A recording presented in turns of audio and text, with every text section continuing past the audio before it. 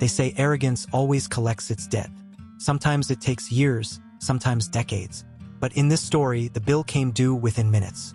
A billionaire who thought his name, his wealth, and his status placed him above basic human decency made one decision, a single gesture that cost him more than just his pride. Cost him $2 billion. And the irony? It wasn't a competitor, a rival board member, or a failed investment that stripped him of that fortune.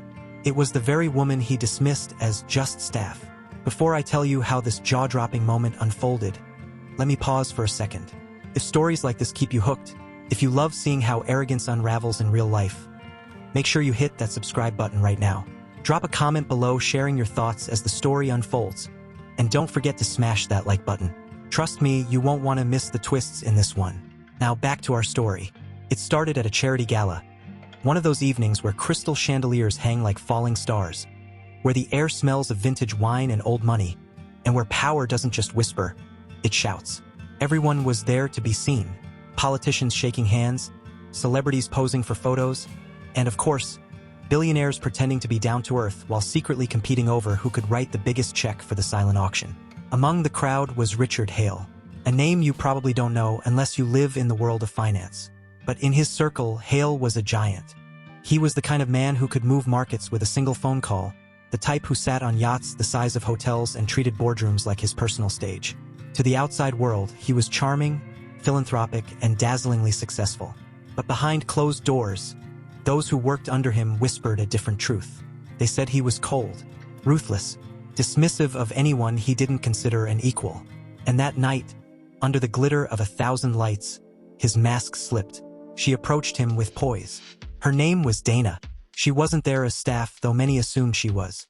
She wore a simple yet elegant black gown, understated compared to the jeweled dresses of the socialites who surrounded Hale. But her confidence carried a quiet power. People noticed her even when she said nothing. Some whispered questions. Who is she? A journalist? An organizer? Someone's guest? She extended her hand to greet him. It was a natural gesture, polite and respectful, the kind anyone would offer in such a setting. But Hale looked at her hand, then at her face. And instead of accepting it, instead of even pretending to acknowledge her humanity, he sneered. His words came like a slap across the room. I don't shake hands with staff. Conversations paused. Glasses froze halfway to lips. For a moment, the entire gala seemed to inhale sharply. Dana's expression didn't flicker. She didn't stammer or blush or retreat the way he expected. Instead, she slowly drew her hand back, her eyes steady on him, and offered the faintest, almost imperceptible smile. Hale thought he had put her in her place. What he didn't know was that she was the place. You see, Dana wasn't staff. She wasn't a waitress serving champagne or an assistant running errands. Dana was the quiet storm behind one of the largest investment groups in the country. She wasn't there for the spectacle of the gala. She was there because she had power that rivaled Hale's own. And in less than an hour, the entire room would learn just how much power she truly carried. Hale went back to his conversation as if nothing had happened, laughing with his friends, unaware that his empire had just been nudged toward collapse. Dana excused herself gracefully, walked away, and with a few taps on her phone, she set in motion a ripple that would grow into a tidal wave. Because when you underestimate someone, when you humiliate them in front of the world, you don't just insult a person. You insult every door they can open, every alliance they hold, and every dollar they control. Hale was about to learn that lesson in the most brutal way possible. And the lesson would cost him $2 billion. Dana's hand slipped back into the folds of her gown, her face calm, her eyes almost unreadable. But beneath that calm exterior, her mind was sharp, calculating. She had dealt with arrogance before. She had faced men like Hale countless times. Men who wore their money like armor and their contempt like a crown. The difference was that Dana didn't flinch anymore. She had built an empire of her own, one not defined by status symbols or empty bravado, but by results, relationships, and respect. Hale didn't know who he was speaking to, and that ignorance was about to rewrite his future.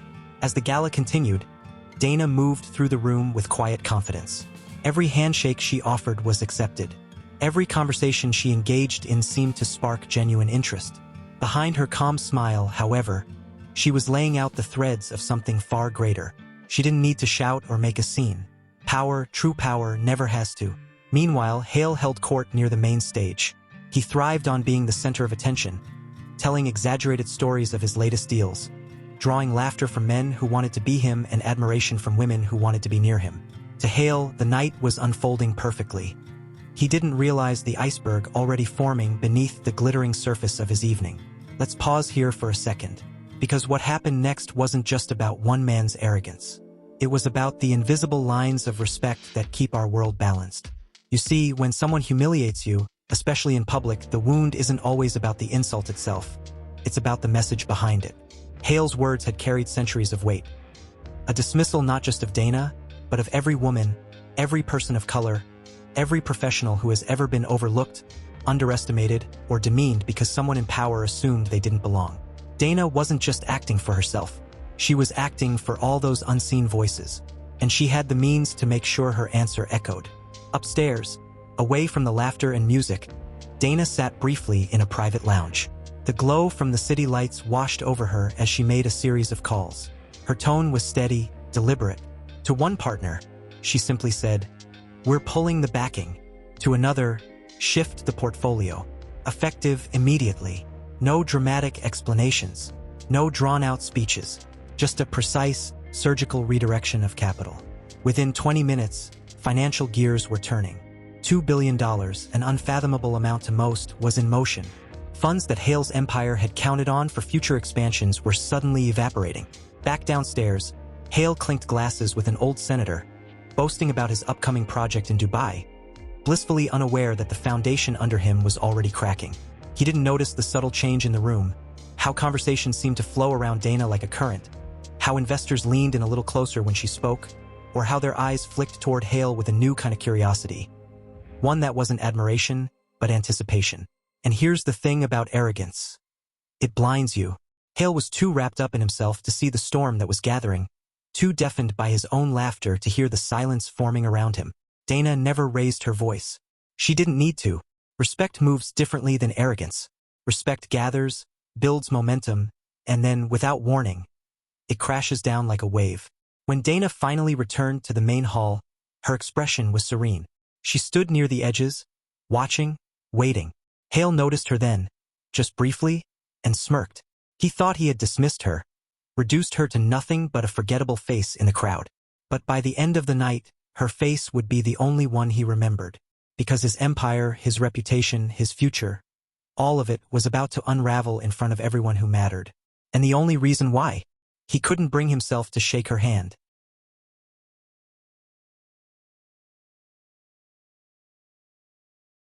The music swelled as the auctioneer announced another piece of art, a painting no one in the room truly wanted, but everyone bid on just to prove they could. Hale lifted his glass and laughed loudly at his own joke, his voice cutting across the chatter. He didn't notice that the circle around him had grown thinner. People were still smiling, still nodding, but something in the air had shifted. It was subtle, like the faint drop in pressure before a storm, but Dana noticed, and so did the people who mattered. One of Hale's longtime associates, a man named Preston, leaned toward him mid-conversation. "You hear anything about a shift? Some murmurs about the funding group?" He whispered, trying not to let his unease show. Hale waved him off with a scoff. "Murmurs are for people who can't read balance sheets. Don't let paranoia ruin a good drink, Preston." But Preston's eyes told a different story. He had been around long enough to know when whispers were smoke, and when they were the beginning of a fire. Across the hall, Dana was in no rush. She didn't need to boast or reveal what she had done. Instead, she stood quietly in a small cluster of investors, her posture relaxed, her voice low but commanding. She wasn't begging for attention. Attention was finding her. Those who had seen the way Hale dismissed her earlier leaned in a little closer, curious about her story. And while Dana never repeated the insult, the humiliation lingered in the room like static. Everyone felt it. Everyone remembered it. And slowly the balance began to tip. Phones buzzed in tuxedo pockets and glittering clutches. At first it was one or two, then a handful more. Men excused themselves with polite nods. Women stepped away with hurried glances. Text messages, urgent calls, sudden notifications. They all pointed to the same thing. A shift in funding. A crack in Hale's seemingly unshakable empire. Dana didn't need to say a word. The room was speaking for her. "Let me stop here for just a moment," because this is where arrogance becomes its own undoing. Hale had built his career on intimidation and bravado.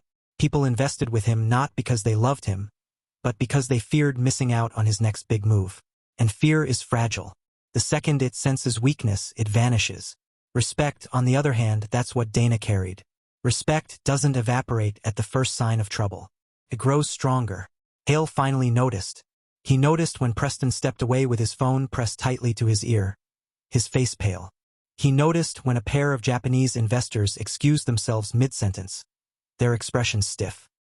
He noticed when the senator, who had been laughing with him minutes before, now seemed distracted, his gaze darting across the room as if searching for safer ground. Something wrong? Hale asked, forcing a chuckle, but no one answered. He straightened his cufflinks, a small gesture he always made when he felt control slipping through his fingers. He hated the feeling. For a man like Hale, control wasn't just part of the game, it was the game. And for the first time in years, he wasn't sure he still had it. Across the room, Dana locked eyes with him. She didn't gloat. She didn't smirk. She simply looked at him the way one looks at a storm from a distance, knowing it's coming, knowing nothing can stop it, and knowing you were the one who set it in motion. Hale tried to shake it off. He told himself it was nothing, just noise, just the usual jitters of investors who didn't have the stomach for risk. But deep down, a seed of doubt had been planted. And doubt, once it takes root, grows faster than any empire. The night wasn't over yet, but the balance of power had already shifted. Hale just didn't know it fully. Not yet, but he was about to, because within the hour his phone would ring, and the voice on the other end would confirm what his arrogance had cost him. $2 billion? Gone in the time it takes to dismiss a handshake. The gala's rhythm continued. Laughter, applause, the occasional pop of a champagne cork, but for Hale, the sounds were starting to blur into static. He kept glancing at Preston, who still hadn't returned from his phone call, and at the cluster of investors whispering near the balcony. Something was wrong, and though he tried to drown it with another sip of aged whiskey, the unease clung to him like smoke. Then his phone vibrated. Once, twice. A name lit up on the screen. Anderson Group. One of his largest backers, the kind that had been with him for years, the kind he always assumed would be there no matter what. He excused himself from the group with a forced grin. Duty calls, gentlemen. His voice was steady, but his palms were damp. He stepped into a quiet corridor near the back of the venue, away from the music, away from the polished laughter. Richard. The voice on the other end began. It was clipped, professional, almost too polite. He recognized it instantly. William Carter, the COO of Anderson Group. William, Hale replied smoothly, leaning against the wall. Enjoying the evening? I imagine you're here somewhere. Let's share a drink after this call. There was a pause. The kind of pause that makes your stomach drop. I won't take much of your time, Carter said. We're pulling out. Effective immediately. For a second, Hale thought he misheard. He even chuckled, waiting for the punchline. Pulling out? $2 billion on the table, William. Don't joke like that. I'm not joking. Carter's tone was flat. We've reassessed. Our board voted this afternoon. The funds you were counting on will be redirected. This is final. Hale straightened, his free hand tightening into a fist. Final? You're walking away from billions in returns. From me. You don't just redirect $2 billion, William. We do, Carter replied. And we have. I suggest you adjust your projections. Click. The line went dead. Hale stared at the phone, his reflection faint in the black glass. For the first time that evening, his smile was gone. The charm, the bravado, the casual arrogance. It slipped like a mask sliding off after a performance. His chest felt tight, his throat dry. He dialed back immediately, but the call went unanswered. Another attempt. Voicemail. He fired off a text, demanding clarity, but no response came. It was as if the cord that tethered him to $2 billion had been severed with one swift cut. Back inside the ballroom, the air felt different. Maybe it was just him, but every laugh seemed sharper, every glance heavier. He noticed Dana across the room, speaking quietly to a pair of European investors. They leaned in as she spoke, nodding, smiling faintly. She looked radiant, not because of her gown or jewelry, but because of the undeniable gravity she carried. And then it hit him. The timing, the whispers, the sudden shift. Could it be her? The thought was absurd, insulting even. How could this woman he had dismissed as staff, wield that kind of power? He shoved the idea aside, convincing himself it had to be coincidence. But deep down, a sliver of dread wormed into his chest. Because arrogance blinds, yes, but only until the first crack splits the surface. Then, reality pours in like ice water. When Preston finally returned, his face confirmed what Hale already feared. "It's true," he whispered urgently. "They're gone. Anderson's out. And I'm hearing others might follow." Hale's pulse hammered in his ears. For the first time in years, he felt something he had almost forgotten: panic. He adjusted his cufflinks again, but this time it wasn't a gesture of control. It was a nervous tick. He was unraveling. Across the room, Dana caught his eye once more. This time, her faint smile carried a weight he couldn't ignore. It wasn't mockery. It was inevitability. And Hale realized something he had never admitted before. Power wasn't in the money. Power was in the respect behind it. And he had just lost both. Hale returned to the ballroom, but the air felt heavier now, as if the chandeliers above were pressing down on him. He tried to rejoin the circle of men he had been entertaining earlier, but the rhythm was broken. Conversation stalled when he approached, then shifted away from him almost instantly, like water moving around a stone. He forced a laugh, made another joke about markets and margins, but the laughter that answered him was thin, brittle, obligatory. And then more phones buzzed. One, then two, a ripple through the crowd. Hale noticed it immediately because he trained his life to notice these small changes. Where attention flowed, where loyalty cracked, where money whispered before it screamed. He knew what it meant, and the knot in his stomach tightened. This wasn't over. This was just beginning. A tall man in a silver tie excused himself abruptly, muttering something about needing to step outside. Hale caught sight of the Japanese investors again. No longer laughing, no longer smiling. Walking quickly toward the exit, their brows furrowed, phones pressed tightly to their ears. Preston leaned in again, voice low, urgent. "It's spreading." Anderson pulling out spooked the others. "I'm hearing Marlowe Capital is reconsidering. And Blackmore Partners. If they walk." He didn't finish. He didn't have to. Hale's mind finished it for him. If they walked, the foundation of his empire would collapse in a matter of days. Hale's jaw clenched. He refused to accept it. "They won't walk. They need me. They've always needed me." His voice was sharp, his tone brittle. But even as he said it, the cracks in his certainty were obvious. At that very moment, Dana moved gracefully across the floor. She wasn't loud. She wasn't flamboyant. But the room seemed to shift with her presence. Investors drifted toward her orbit, curious, drawn not just to her poise but to the quiet authority she carried. She didn't boast about what she'd done. She didn't mention Hale at all. That was the brilliance of it. She let the room come to its own conclusions.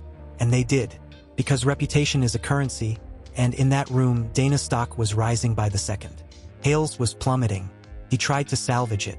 He stepped into conversations, pressing his charm, throwing out statistics about upcoming projects, even promising unprecedented returns. But charm is fragile when built on arrogance. The more desperate he sounded, the less convincing he became. People nodded politely, then excused themselves. Hale was no longer the man to impress. He was the man to avoid. And then it happened. His phone buzzed again. Another call, another partner. He excused himself once more, blood pounding in his ears. "Marlowe Capital," the voice said quickly. "We're reassessing our commitments. In light of recent developments." "Recent developments?" Hale snapped. "You mean Anderson's cowardice? They're fools. You'll regret following their lead. We've already decided." The voice cut in. "We're out." Hale's throat tightened. "You can't just." "We can. And we have. Goodbye, Richard." The line went dead. Another piece of his empire gone. Another domino toppled. Back inside, whispers grew louder. People didn't even bother hiding their glances anymore. Some shook their heads. Others smirked, savoring the spectacle of a man who had towered over them for so long finally showing cracks. And through it all, Dana remained composed. She wasn't triumphant, wasn't gloating. She simply let the room witness the truth for itself.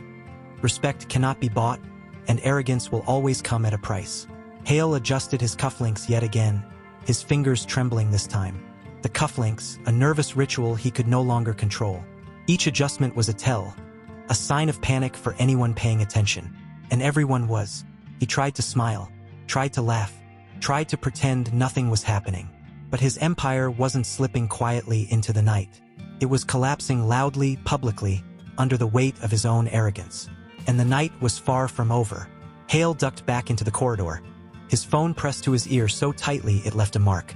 He dialed contact after contact, old allies, long-standing partners, men he'd once toasted victories with on private yachts. Most didn't answer. A few did, but their voices carried the same polite detachment. "We'll need to reconsider. Let's wait and see. Things are shifting, Richard." "Shifting?" Hale snapped at one of them. "There's no shift. I'm still Richard Hale. My numbers speak for themselves. You think Anderson walks and suddenly I'm toxic? That's absurd."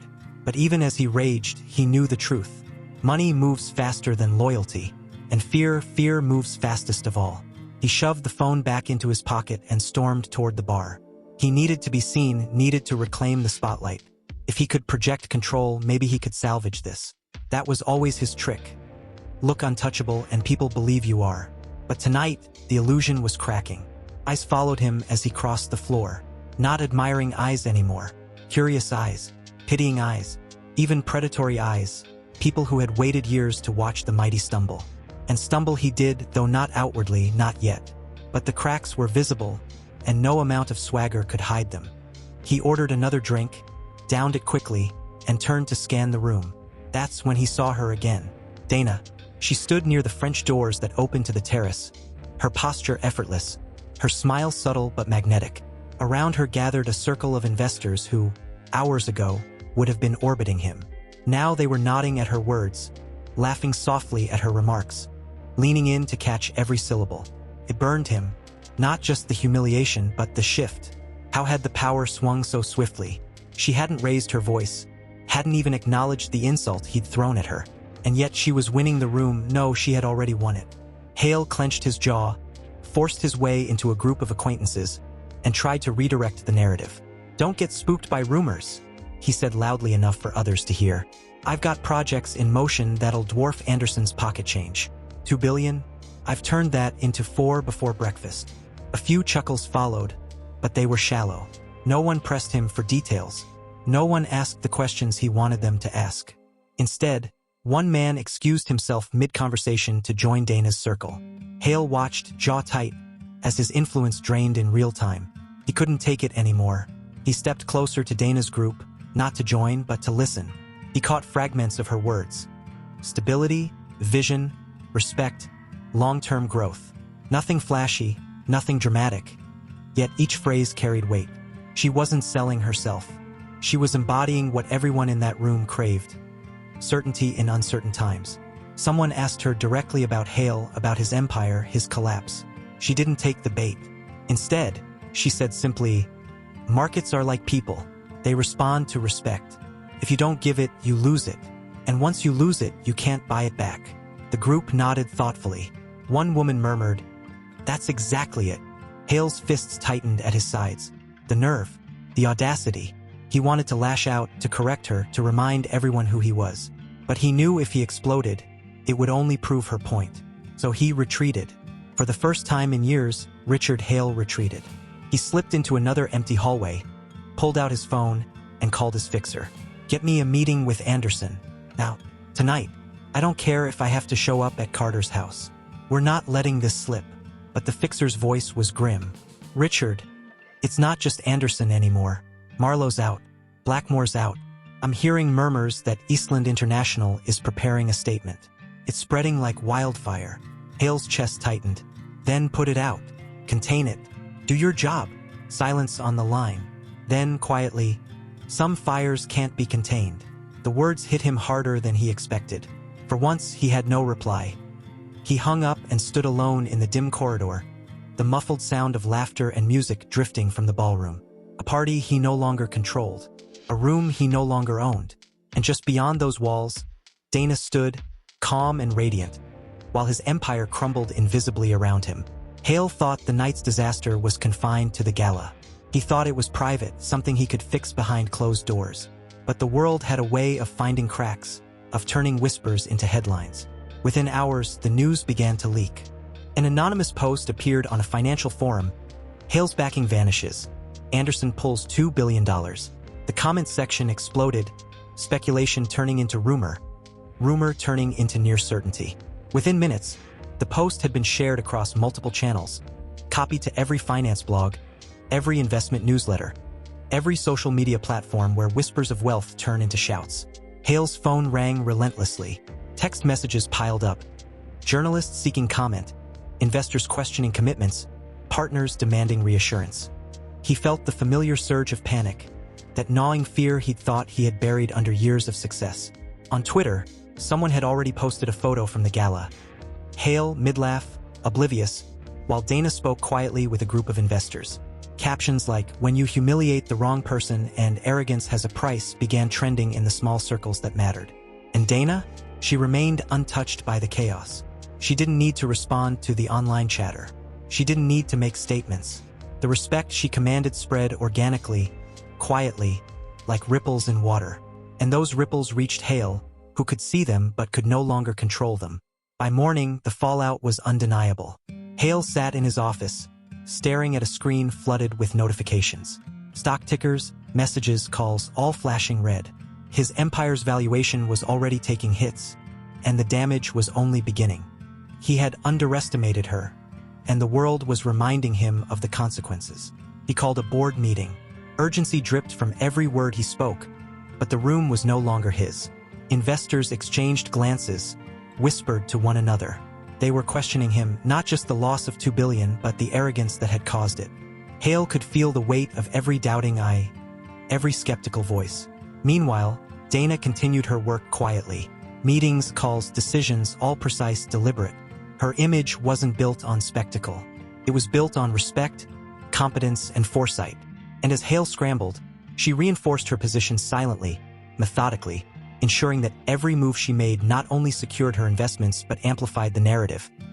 Arrogance has consequences, and respect is not optional. Hale tried damage control, press releases, calls to former allies, promises of upcoming deals, all strategies that had always worked. But this wasn't a single mistake. It was a systemic miscalculation. The public had seen his arrogance. The investors had felt it. And Dana's calm authority only highlighted his failures. By the end of the day, financial analysts were talking openly about Hale's missteps. Tweets went viral. Hale humiliated a woman and lost billions. Respect over arrogance. Media outlets ran stories about the sudden pullout of major funds, speculating about what it meant for his future projects. Every headline, every story, every social media post chipped away at the persona he had so meticulously constructed. Hale sat back in his chair, exhausted, frustrated, humiliated. For a man used to control, it was unbearable.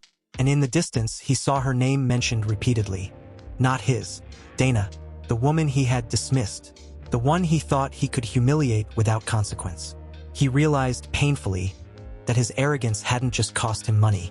It had cost him credibility, authority, and the one thing even money cannot buy, respect. And in that realization, he understood the full scope of his failure. The morning after the gala, Hale arrived at his office expecting business as usual. What greeted him instead was a storm. Phones ringing off the hook, assistants buzzing with messages, and board members lingering near the entrance with expressions Hale had never seen before.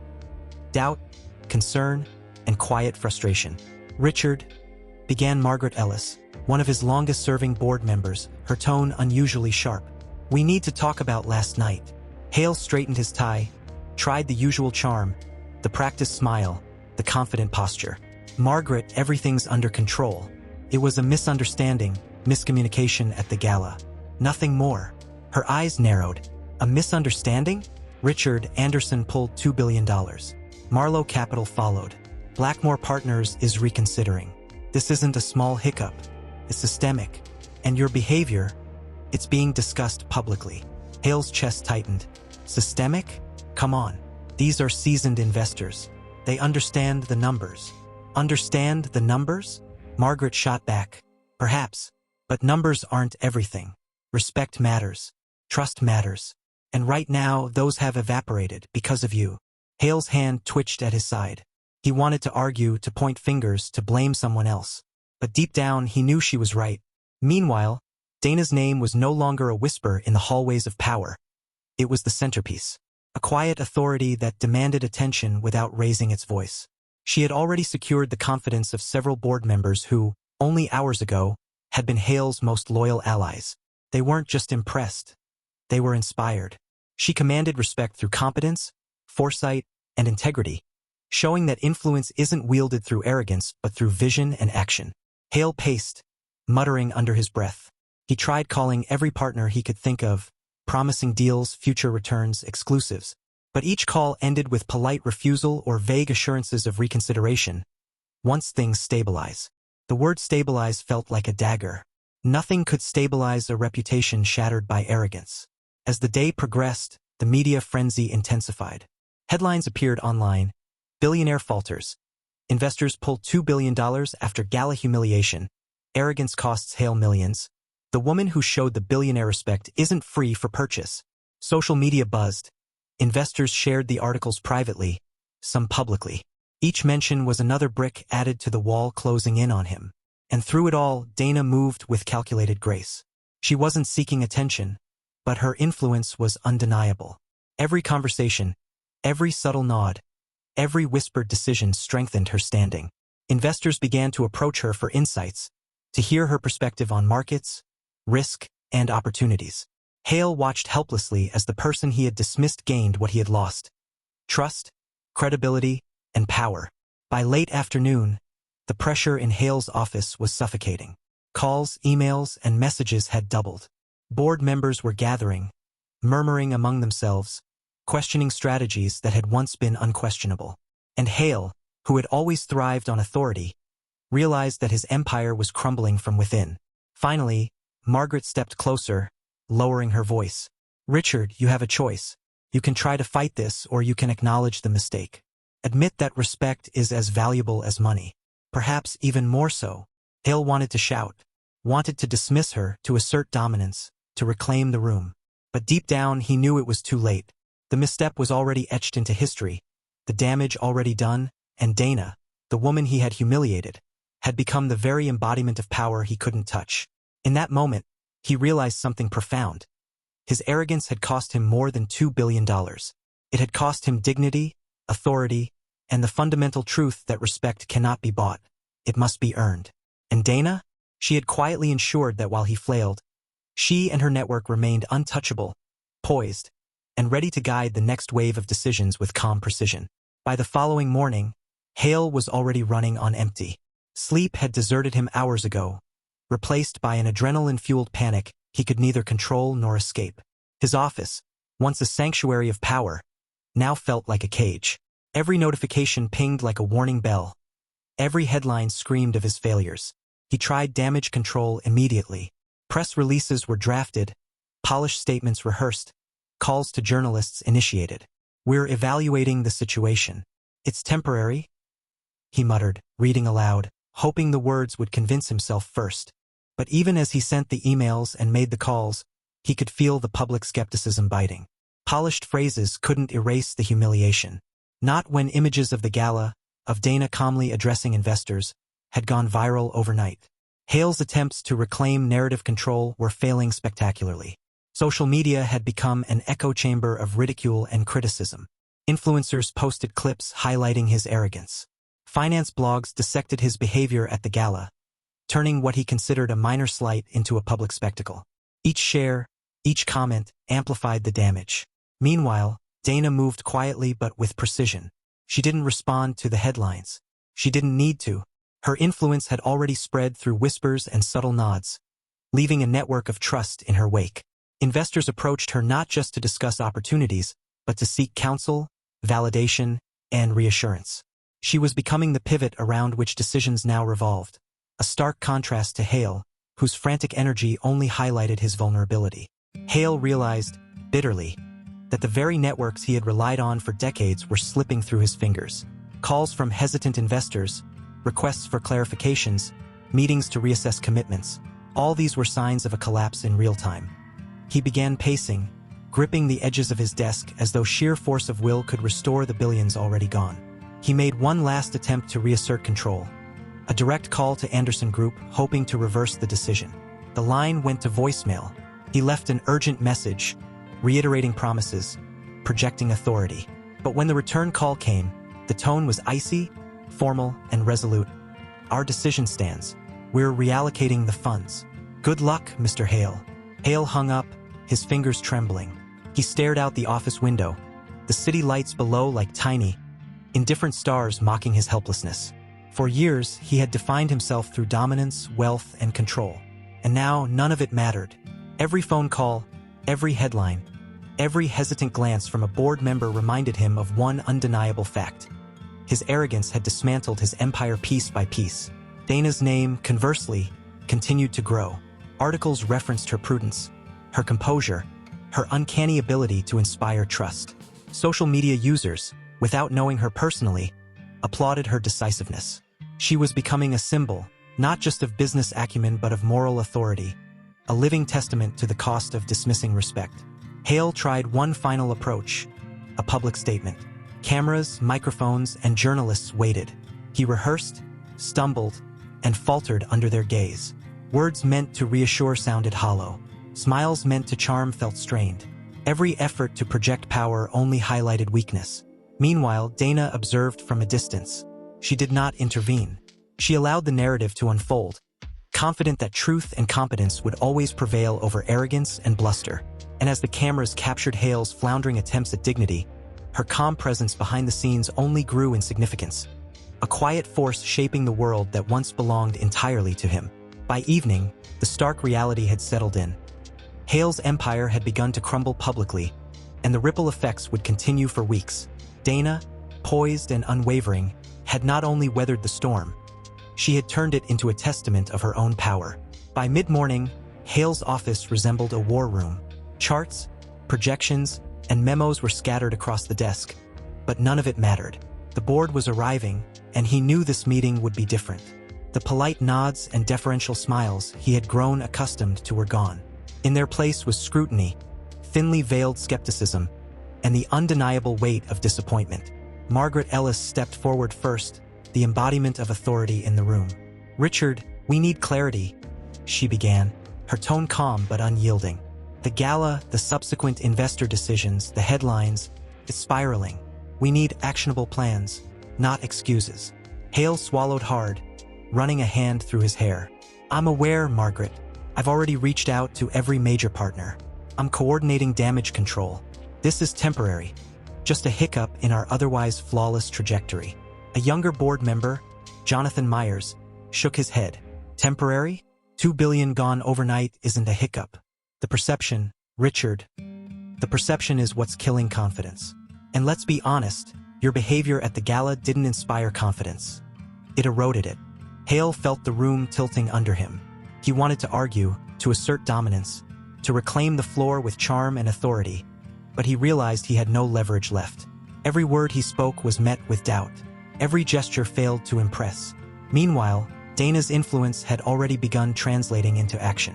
Across town, she was in a conference room with a small group of investors, quietly negotiating a strategic partnership that promised not just financial returns but long-term stability. Her presence commanded attention without any pretense. Every nod, every carefully chosen word reinforced trust. People left that room feeling reassured, inspired, and ready to commit. Back in Hale's office, the media frenzy intensified. Tweets, articles, and blogs painted a vivid picture of his misstep. Billionaire's arrogance costs $2 billion, investor confidence collapses. The gala that broke Hale's empire, respect versus ego, lessons from a failed mogul. Journalists called relentlessly, some polite, some gleeful. Even financial analysts began questioning the viability of his upcoming projects. Hale's attempts at public statements crumbled under scrutiny. Every line intended to project control sounded defensive. Every carefully rehearsed smile appeared strained. His empire, built on precision and intimidation, was dissolving in real time. Dana, conversely, moved strategically. She leveraged the fallout to solidify her position in the market, securing verbal agreements, private assurances, and early commitments from investors shaken by Hale's mismanagement. Where Hale's arrogance had created chaos, her calm authority created order. Where he had lost respect, she gained it effortlessly. Hale finally understood the depth of the problem. Money could disappear overnight, but credibility, once tarnished, was much harder to restore. The irony wasn't lost on him. The very woman he had humiliated was now exemplifying the principles he had ignored: respect, composure, strategic action. By late afternoon, the board meeting concluded with no immediate solutions, just a looming sense of inevitability. Hale retreated to his office, exhausted, humbled, and increasingly aware of the widening chasm between him and the woman who had quietly outmaneuvered him. Dana, far from celebrating, continued her measured approach. Every call, every meeting, every whispered word reinforced her influence, demonstrating that power is not just accumulated. It is earned, cultivated, and wielded with precision. Hale realized that night, as he stared at his screens filled with flashing notifications, that the world had shifted, and Dana had become the axis around which it now turned. Hale knew he had to act. The collapse wasn't slowing. Every passing hour amplified the damage. Tweets, headlines, whispered speculation in boardrooms, and private meetings where his name became synonymous with arrogance and mismanagement. He realized that the only way to slow the hemorrhage was to make a public apology. He called his PR team immediately, pacing in his office, words spilling in a frantic stream. We need to craft something genuine, something that shows accountability, not excuses, not charm, genuine. Do you understand? Genuine. By noon, a statement was released. I deeply regret my behavior at the recent gala and any disrespect shown. I value every member of our team and our partners, and I am committed to learning from this mistake. It was carefully worded, concise, meant to convey sincerity without admitting too much. Hale reread it a dozen times, convinced it was perfect. But perfection didn't matter tonight. Timing did, delivery did, and most importantly, credibility did, and that he had lost. Investors responded cautiously. Some nodded publicly, tweeting polite acknowledgments. Others remained silent. Anderson Group, however, released a statement confirming their withdrawal. While we appreciate Mr. Hale's statement, our decision to reallocate funds remains. The echo of billions slipping away resonated louder than any apology. Hale felt the pressure mounting. Every attempt to recover credibility was met with skepticism, sometimes mockery. Even former allies were hesitant, unsure whether to extend trust or distance themselves. Meanwhile, Dana acted quietly but decisively. She had been observing the fallout, noting the hesitation of investors, the gap left by Hale's missteps. Without fanfare, she reached out to key players, offering guidance, reassurance, and strategic insights. Her words carried weight precisely because she had not been part of the arrogance-fueled chaos. She was the calm, competent alternative. In small private meetings, Dana's influence solidified. Investors, shaken by Hale's fall, began realigning. Some sought her perspective on potential risks. Others requested involvement in her upcoming projects. She didn't boast. She simply acted. Every gesture, every carefully considered word, cemented her authority. Hale, observing from his office, began to recognize the extent of his loss. The apology hadn't salvaged his public image. The investors hadn't returned. The media continued to dissect his missteps. And Dana, whose presence he had once dismissed, was now the epicenter of trust and decision-making. Panic crept in again. He dialed frantic calls, seeking allies, begging for reassurances. But each response reminded him of the irreversible damage. We're monitoring, one investor said. We'll see what happens, another murmured. Not a single voice guaranteed redemption. Meanwhile, Dana moved with calm precision, turning hesitation into commitment. She secured early agreements, solidified partnerships, and positioned herself as the reliable force investors could trust. Her influence was no longer subtle. It was tangible, visible, and growing by the hour. By evening, Hale realized something he had refused to acknowledge. Respect, once lost, cannot be purchased. Power, once misused, cannot be reclaimed through money alone. And influence, once ceded, is not easily wrested back. Dana, who had been silent in the spotlight, now commanded it without speaking loudly. Hale, who had once dominated every room he entered, found himself a cautionary tale, a stark reminder that arrogance carries consequences far beyond immediate loss. And as Hale sat alone, staring at the notifications flooding his phone, he understood that the gulf between him and the woman he had humiliated was not just financial. It was moral, strategic, and irrevocable. Hale woke the next morning with a sense of urgency that bordered on desperation. The gala, the public humiliation, the investor exodus. It had become a tidal wave he could no longer control.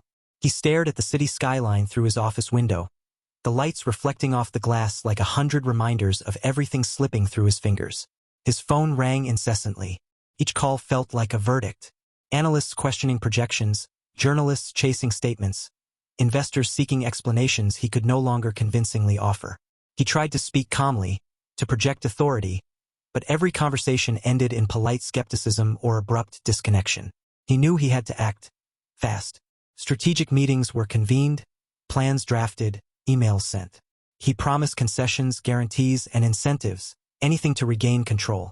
But every move seemed only to highlight his vulnerability. The same investors who had once followed him unquestioningly were now hesitant, waiting for signs of stability, not bravado. Meanwhile, Dana's influence had spread like wildfire. Quietly, she engaged with investors Hale could no longer reach.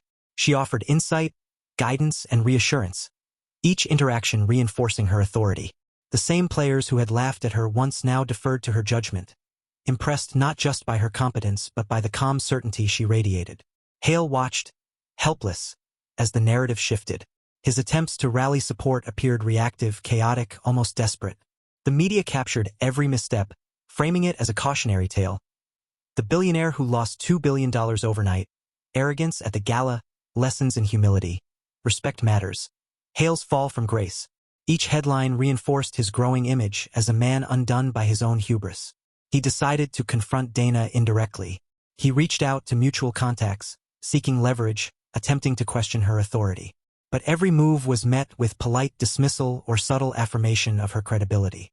The very networks he had relied upon were now her networks. His attempts to undermine her only underscored the shift in power. Hale convened a private meeting with his most loyal allies. "We need to regain control," he insisted, pacing the room. "This is temporary. We can turn it around if we act strategically." Margaret Ellis, uncharacteristically stern, fixed him with a steady gaze. "Temporary? Richard, the perception has shifted. Confidence is gone. And where it once rested with you, it now rests elsewhere. It's time to accept that your authority has been compromised." Hale's fists clenched. He wanted to argue, to assert dominance, to reclaim control. But even he knew the truth. His influence had eroded faster than he could repair it. Every phone call, every headline, every hesitant glance from a board member was a reminder that his empire was unraveling. Dana, on the other hand, acted decisively yet unobtrusively. She secured partnerships, strengthened alliances, and positioned herself as a stabilizing force. Investors sought her advice, board members deferred to her judgment, and the industry began to recognize her as a rising force in the financial world. She was building momentum without ever appearing to chase it. Her credibility was earned, unshakable. By evening, Hale was left alone with his thoughts, phone in hand, the hum of city lights below a stark reminder of his diminished power. He realized painfully that influence is fragile. Respect, once lost, cannot be bought back with money, charm, or fear. And the woman he had once humiliated had become the embodiment of all he had ignored: intelligence, calm authority, and unwavering respect. The gulf between them was no longer just financial, it was strategic, moral, and irreversible. Hale understood that the night's events were not merely a setback. They were a lesson he could not afford to ignore.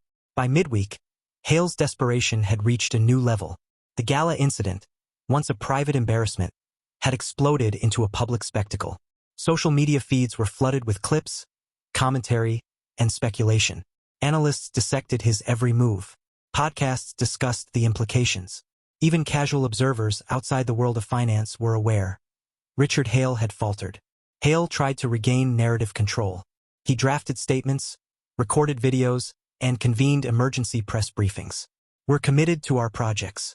We're stabilizing the situation," he repeated, like a mantra. But each delivery rang hollow. Cameras caught the tremor in his hands, the strain in his voice. Reporters noted it subtly, in tweets and columns, amplifying the impression of panic. Meanwhile, Dana moved with quiet precision. Recognizing the shifting tides, she began making deliberate public appearances. She attended industry panels, spoke at investment forums, and shared insights on market stability, all without directly referencing Hale or the gala incident. Each appearance was calculated. She projected calm authority, strategic foresight, and unwavering competence. Investors, previously hesitant, now sought her perspective. Her credibility grew in real time, reinforced by every statement, every meeting, every decisive action. Hale watched from his office, frustration mounting. Every attempt he made to counter the narrative only highlighted his failures. Every public statement from him contrasted sharply with Dana's composed, informed, and measured presence. His arrogance, once a shield, now appeared as a liability. Desperation pushed him further. He called every remaining ally, offering incentives, promising future gains, even threatening to withdraw certain opportunities if support wavered. Some hesitated. Some complied, but only partially, their loyalty now tentative, conditional, fragile.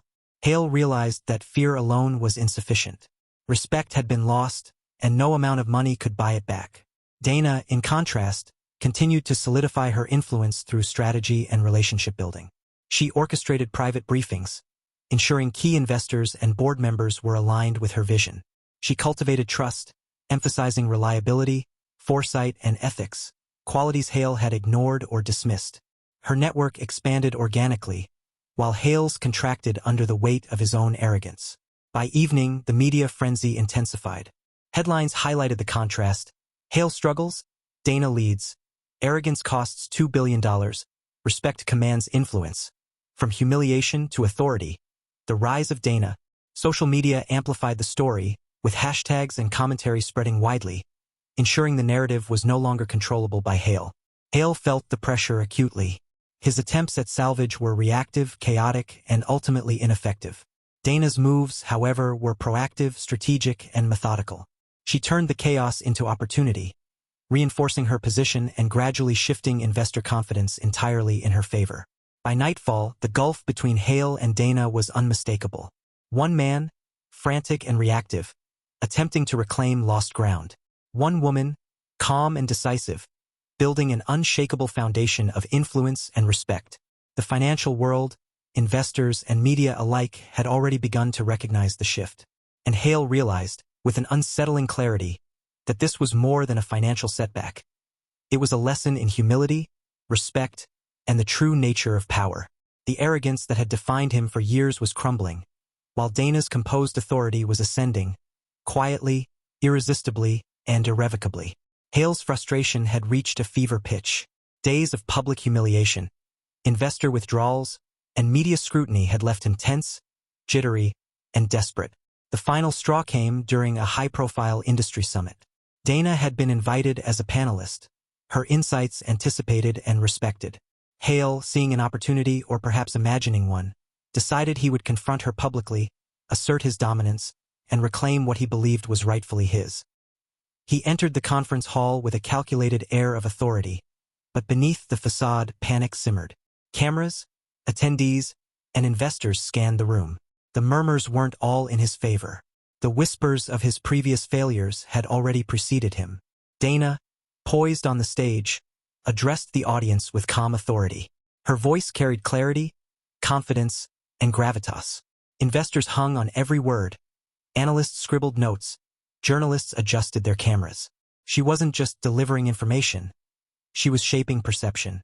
Hale approached the microphone afterward, attempting charm and authority simultaneously. "Dana, a moment," he called out, his voice echoing slightly. The room's attention pivoted, but it wasn't the recognition he had hoped for. It was curiosity. Observers sensed tension, expecting drama, spectacle, confrontation. Dana turned to him, measured, serene. A slight nod, acknowledging him, but her gaze remained firm and composed. "Richard," she said calmly, "this platform is for constructive discussion. I suggest we continue on that basis." The subtle rebuke reverberated through the room. Investors exchanged glances, murmuring under their breath. The media captured the exchange, the subtle dominance, and the unspoken message. Dana remained unshaken, composed, and firmly in control. Hale's words, intended to assert dominance, sounded defensive, reactive. "I think we need to consider," he began, only to be interrupted politely but firmly. Dana seamlessly redirected the discussion, reinforcing her points, showcasing strategy, risk management, and foresight.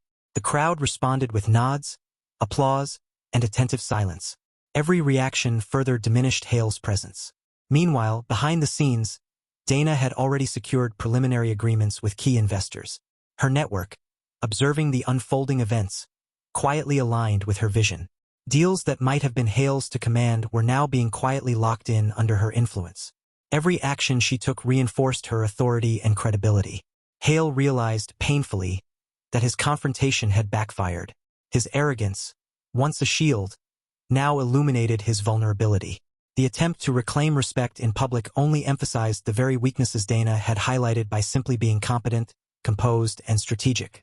By the end of the summit, Dana's influence had not only been solidified but had expanded. Investors approached her with proposals, partnerships were quietly confirmed, and analysts began noting her as a rising force capable of shaping markets with foresight and integrity. Hale retreated, humiliated not by words, but by the quiet, unwavering power of someone who didn't need to fight for attention. The stark contrast was undeniable. One man clinging to dominance through force and reputation, the other rising through competence, respect, and strategy.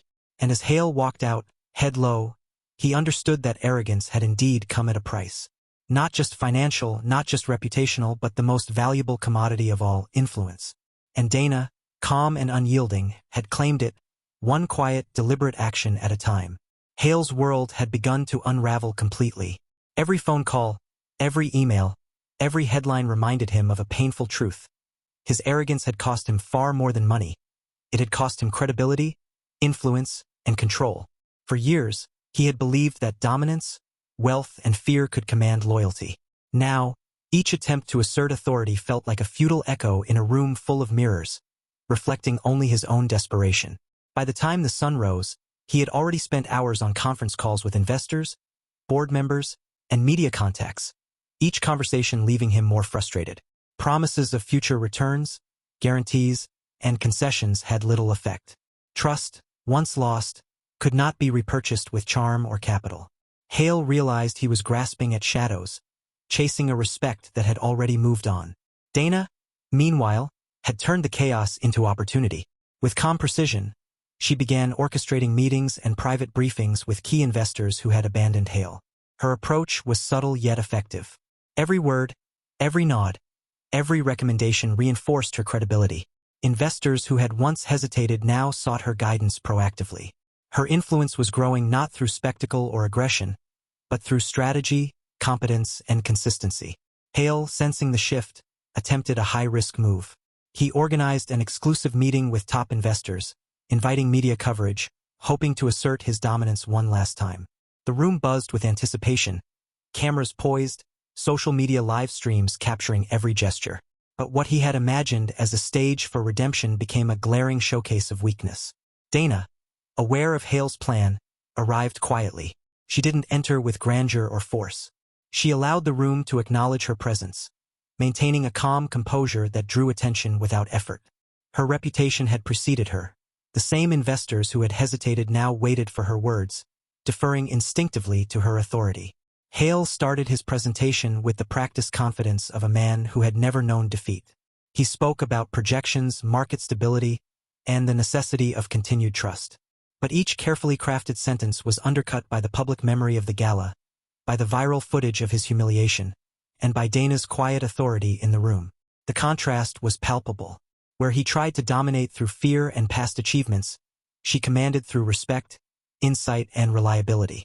The tipping point came when an investor, previously Hale's staunch ally, posed a question about the $2 billion withdrawal. The room fell silent. Hale hesitated, fumbling for words, searching for a convincing answer. Dana interjected calmly, providing a thorough analysis, offering strategic solutions, and presenting opportunities that addressed both risk and return. The response was received with nods, murmurs of agreement, and a subtle realignment of allegiance. Hale felt the walls closing in. Every gesture, every whisper, every subtle shift in attention confirmed what he had long feared. Dana had become the epicenter of influence. His attempts to assert control only highlighted his vulnerabilities, turning what he hoped would be a moment of recovery into a spectacle of failure. Desperation reached its peak. He tried one final tactic, directly challenging Dana in front of the group, attempting to reclaim dominance with assertive language, hints of intimidation, and appeals to past achievements. The move backfired spectacularly. Dana remained unshaken. Her response was measured, precise, and confident, neutralizing the confrontation while simultaneously reinforcing her authority. The investors' attention shifted entirely to her, quietly signaling the collapse of Hale's remaining influence. By the end of the meeting, the outcome was undeniable. Dana had secured commitments, strengthened alliances, and positioned herself as the trusted leader. Hale had lost not only $2 billion in backing but the respect and confidence of those who once considered him untouchable. His empire, carefully constructed over decades, now teetered precariously, a fragile structure held together only by inertia. The media frenzy following the meeting was immediate and relentless. Articles highlighted the contrast between Hale's faltering attempts at redemption and Dana's strategic rise. Social media amplified every subtle gesture, every successful negotiation, and every example of her calm authority. The narrative had shifted irreversibly. Where arrogance had led to loss, competence and respect commanded power. As Hale sat alone that evening, staring at his screens, the magnitude of his failure became painfully clear. Money, influence, and power all could be lost in a single miscalculated act. And the lesson was brutal in its clarity. Arrogance carries a price, and respect, once earned, can decisively shift the balance of power. Dana, meanwhile, reflected quietly on the events. She hadn't sought spectacle or revenge. Her moves were deliberate, ethical, and strategic. By allowing Hale's arrogance to expose itself, she had turned a crisis into opportunity, reinforcing her network, solidifying trust, and establishing herself as a figure of enduring influence. The story wasn't just about money. It was about authority, integrity, and the immutable law that respect, earned through competence, foresight, and composure, trumps arrogance every time. Hale had learned the lesson the hard way. Dana had demonstrated, unequivocally, how true power is wielded. Not through fear, not through money, but through skill, character, and unwavering self-assurance. The empire that Hale had fought to protect had slipped beyond his grasp. Yet in its place, Dana had quietly and decisively built something far stronger. Trust, credibility, and influence that could not be bought, bullied, or broken. And in that moment, the world understood a timeless truth. Arrogance comes at a price, and respect is the ultimate currency. The aftermath of the summit left Hale reeling. Weeks of missteps, public humiliation, and investor withdrawals had culminated in a single, undeniable reality. He had lost control. Every attempt to reclaim authority, every call, every press release had only underscored his vulnerabilities. The $2 billion lost was just the beginning. The deeper cost was influence, the invisible currency that determines who truly shapes the world. Hale's office, once a symbol of power, now felt like a mausoleum. The screens that once displayed market trends now flashed headlines detailing his missteps. Analysts, journalists, and competitors dissected every move. Social media amplified every nuance, every hesitation, every faltering word. The empire he had built with decades of ambition now wavered, vulnerable and exposed. Meanwhile, Dana had reached the peak of her influence. Her calm, measured approach had not only won back investors, but expanded her network far beyond Hale's reach. Deals once thought unattainable were now within her grasp. Her reputation for strategic foresight, ethical decision-making, and unwavering composure had transformed her into a trusted figure in the financial world. Where Hale had sought dominance, Dana had cultivated trust, and that trust proved far more powerful than money or intimidation. In the final confrontation, Hale tried one last maneuver, a public statement designed to reclaim some dignity, some semblance of control. But the statement fell flat. The media framed it as reactive, desperate, and hollow. Investors had already shifted their allegiance. Analysts noted that real leadership isn't performed for the cameras. It is recognized through action, strategy, and integrity. Hale had failed on every front. Dana, on the other hand, moved quietly but decisively. She solidified her position with strategic agreements, reinforcing trust, and demonstrating that influence is built not through arrogance, but through competence and respect. By the time Hale's statement circulated, Dana's credibility was untouchable. Her network had grown, her reputation fortified, and her influence cemented.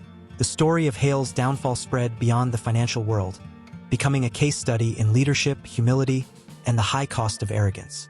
Social media posts, articles, and podcasts highlighted a clear lesson. Money can be lost overnight, but respect and influence, earned through foresight, skill, and ethical behavior, endure. Hale realized, with painful clarity, that his empire had been undermined not by competitors, but by his own flaws. Arrogance, hubris, and disdain for respect had created a vacuum. And in that vacuum, Dana had risen. Not loudly, not aggressively, but decisively, strategically, and ethically. In the quiet moments that followed, Dana reflected on her journey. She had been underestimated, dismissed, and even humiliated, yet she had transformed adversity into opportunity. Every decision had been deliberate, every action guided by principle and strategy. The outcome was not only financial success, but a legacy of influence that could not be shaken. Hale's downfall and Dana's rise were two sides of the same story, a stark reminder of the immutable law of respect, influence, and integrity. Arrogance comes at a price. Skill, character, and calm authority are the true currencies of power. And in the end, Dana had proven, unequivocally, that respect is not given. It is earned, safeguarded, and leveraged to create lasting impact. The curtain fell on Hale's empire. The spotlight now shone on Dana, the woman whose composure, intelligence, and ethical foresight had reshaped the landscape. Where arrogance had failed, integrity and strategy had triumphed, leaving a timeless lesson for anyone who dared to underestimate the power of respect. The world watched, investors aligned, and a new era of leadership had quietly, irrevocably begun.